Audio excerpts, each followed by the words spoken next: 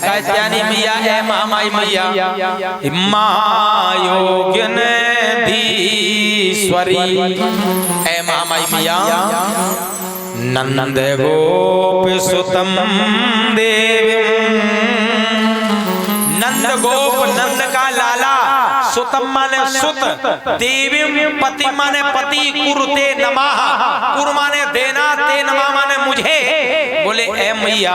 नंद का जो लाला है जो कन्हैया है वो मुझे पति रूप में क्या मांगा किसे मांगा पति के रूप में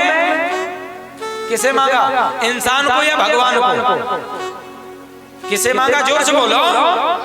भगवान को द्वापर में महाराज गोपियां जब पूजा कर रही हैं तो किसे मांग रही भगवान को और त्रेता में मैया जानकी ने पार्वती की पूजा की किसे मांगा सीता ने किसे मांगा था जोर से बोलो जोर से बोलो भगवान को सीता ने भी भगवान को मांगा त्रेता की बहन जब पूजा करती है तो भगवान को मांगती है और द्वापर की बहन जब पूजा करती है तो भगवान को और कलयुग की बहन जब पूजा करती है तो कैसा पति चाहती है त्रेता की बहन जब पूजा की माने तो पति ऐसा चाहा बोले निज अनुरूप सौभाग्य पर मांगा पूजा की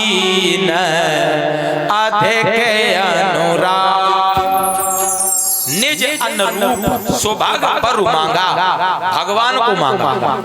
और किस लिए मांगा मैं उनकी सेवा करूंगी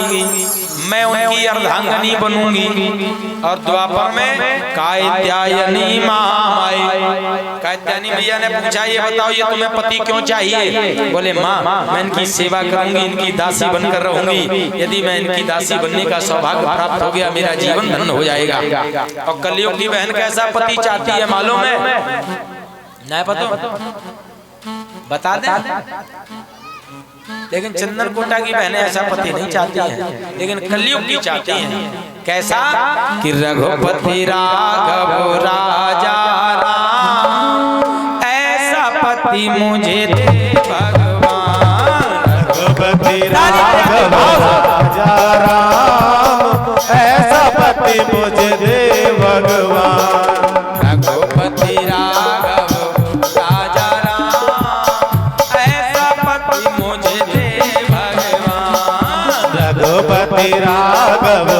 राजा राम ऐसा पति मुझे दे भगवान कैसा आप देखिए कैसा मांग रहे हैं सुबह उठे जो चाय बनावे सुबह उठे जो चाय बनावे ये कटु सत्य है ये झूठ नहीं है क्योंकि जिस पे गुजरती है वो जानता है लेकिन हम पे नहीं गुजर रही नहीं सोचो कि हमें भी बनानी हम चाय पीते ही नहीं है इसीलिए हम चाय नहीं पीते इसलिए क्या बनाओ ना हम बनाएंगे सुबह उठे जो चाय बनावे सुबह उठे जो चाय बनावे खुद पीवे और मुझे पिलावे खुद पीवे और मुझे पिलावे आजकल की बहनें जब विवाह होता है तो वो ये चाहती हैं कि विवाह के बाद हम अपने पति की एक साथ थाली में भोजन कर दें करती कि नहीं करती सच बताना झूठ बोल एक साथ ये शास्त्र के विरोध है जो बहन विवाह के बाद अपने पति के एक थाली में बैठकर जो भोजन करती है उसे गरीबी आती है दरिद्रता आती है और पति की जूठी थाली में जो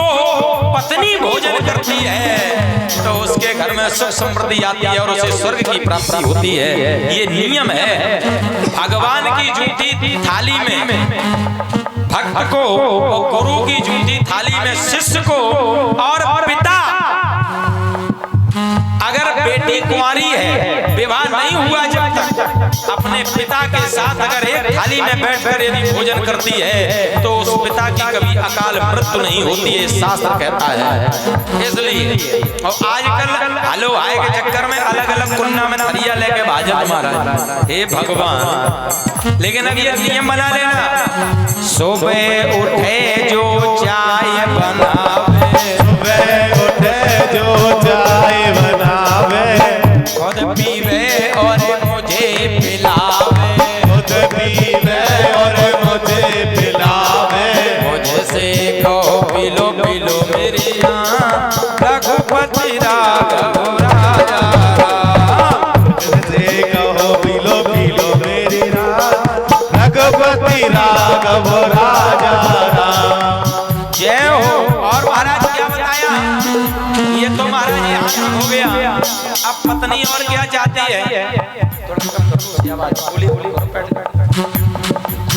महाराज और क्या चाहती है, लेकिन कटु सत्य है। अच्छा सच बताना, पति पत्नी अगर दोनों जॉब करते हो, ध्यान से सुनना, बहुत कटु बात कह रहा हूं, अगर किसी को बुरा लगे तो 2 रोटियां जाना। जैसे विवाह हो जाए, वो मर्द बेकार है, होते ही मर जाए, अपनी पत्नी की जो कमाई खाए और जो अपनी पत्नी को कमाए। क्यों? तुम काहे वाले पुरुष हो? जब विवाह होता है मंडप के नीचे ये नहीं कहा जाता है कि तुम भी नौकरी करना हमें खिलाना, कहा जाता है नहीं, वचन लिया गया प्रत्येक मौसम में और प्रत्येक मास में आप मेरी व्यवस्था करेंगे और मेरा जीवन पालन करेंगे, मेरा निर्वाह करेंगे, है या नहीं? वचन दिया था पति ने, तुम्हारे दिया था। अब वो अपनी इच्छा है, अगर सेल्फ डिपेंड करो, अपना बिजनेस से अलग है। अब ये बताओ, जब दोनों नौकरी करते हो, अब भाई पति भी 6 बजे जाएगा और पत्नी भी ड्यूटी जाएगी, बताओ खाना कौन बनाएगा? अब अगर कौन लहरुआ हो, सब लड़का हो,